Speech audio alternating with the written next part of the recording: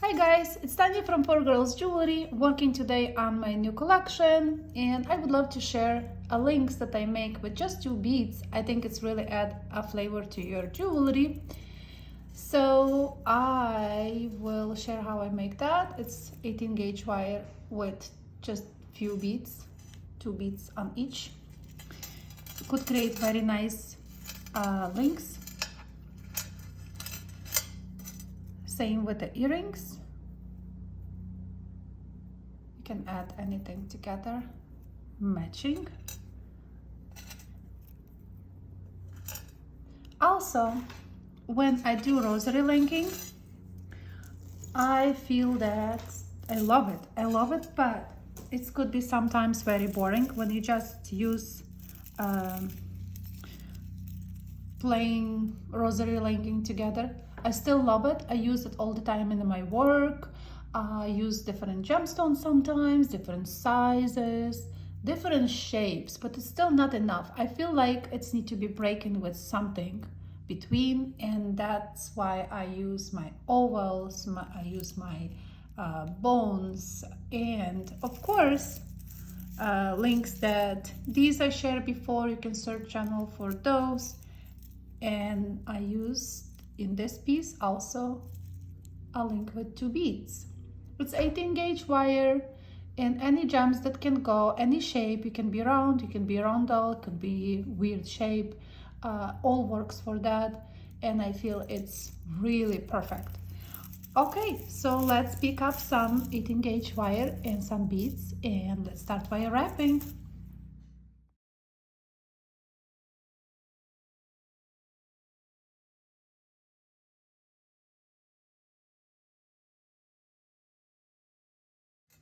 So I will use same green beads that I use for my rosary linking necklace, and a wire. It's long, but I don't like to cut. I like to keep it whole piece. I just will put 2 beads. The important thing is you can use thinner wire, any wire that you feel good for your links.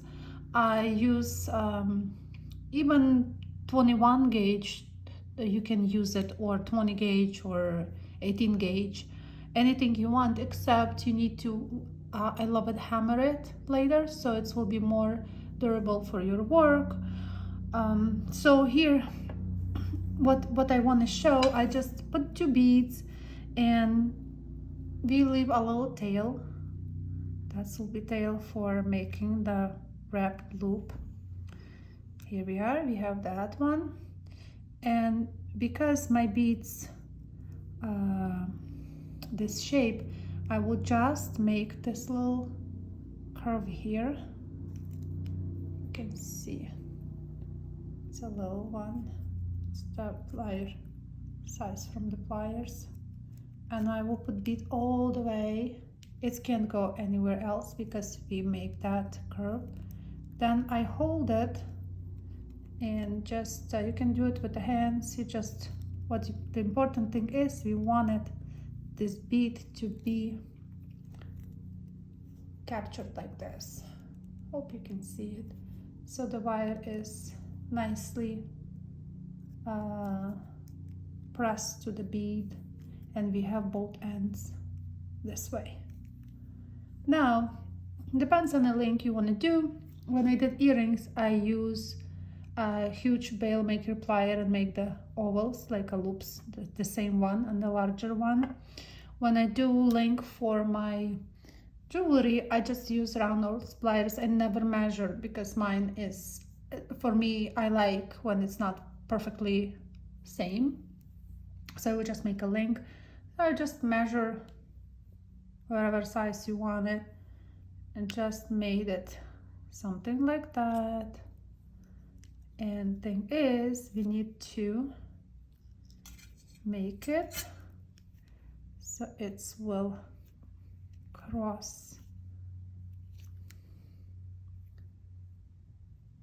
So then we have this side for linking anything to the top. When the wire goes down, I will make again same mark like I did here, and I'll put my bead, swipe it down,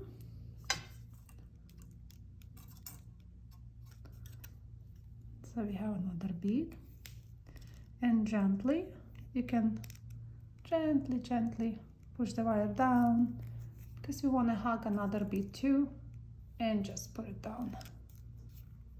And that's it. That's what we needed. 2 beads together. They won't go anywhere. They won't move if you properly like push it very close to the bead. And then what I did is just wrap around. That's it. And the link is done basically. It's just seconds. So we cut. Make sure your tail is nicely secured here.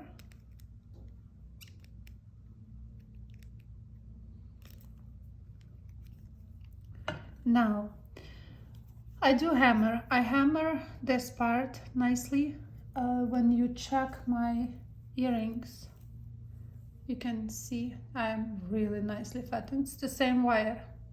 Can you believe it? You can flatten it. It's so beautiful. It's a nice flattened space here. And also I would hammer. So I hammer this part and I hammer this part, and then I make the loop. But to prevent hammering and making a lot of noises that could irritate you guys, I will not hammer, but hammer this part before you doing your loop. And when you hammer, because it's still soft enough to do the loop again, and I would hammer again. So I hammer twice. I hammer before, then I make the loop, and I hammer again on both sides, this side, and then turn it this side. Hammer this one, and it will be perfect link for your anything. For your earrings, you can add it a little bit, something, your necklaces as a spacers between rosary linking, between anything, maybe even bracelets. You can create something like that.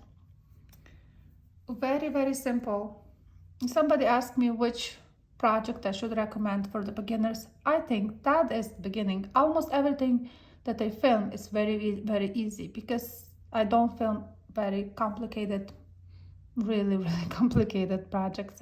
I just try to show simple, and from simplicity you can create amazing stuff. It doesn't have to be very complicated. I hope you guys like it. It's very simple. Drop me a comment below. And also I received questions about polishing my jewelry. Recently I don't polish to perfection. This one was in a liver of sulfur. I even didn't use a coffee, just liver of sulfur in hot water. And what I did, after I tarnish it, I just used baking soda and teeny tiny hand soap, just a little bit. And I just wash it with that. So just like wash it with my hands, rinse it nicely. And I like the feeling of more tarnished pieces now these days. I don't know, it's just I like it how it is like almost like a gunmetal, black, but beautiful. Maybe I will use a steel wool, because now it's dry, so I can use a steel wool a little bit, and then I would protect with the protector clear. But when this piece I already touched with my hands, it has to be not touched with your hands, because hands have oil and it can leave spots later. I like it when I polish, when it's like washed. When it's dry, I would put my gloves and I will use steel wool, clean it nicely, and then I would put protector clear. I will do video one day on my protection, how I protect my pieces, because I notice a lot of people wanted pieces to be protected so they don't have to clean it all the time, because copper tarnishes with the time. It just does. Thank you guys for watching, and I will see you next Tuesday with some new exciting projects. Any comments below I will appreciate. Thank you. See you next Tuesday.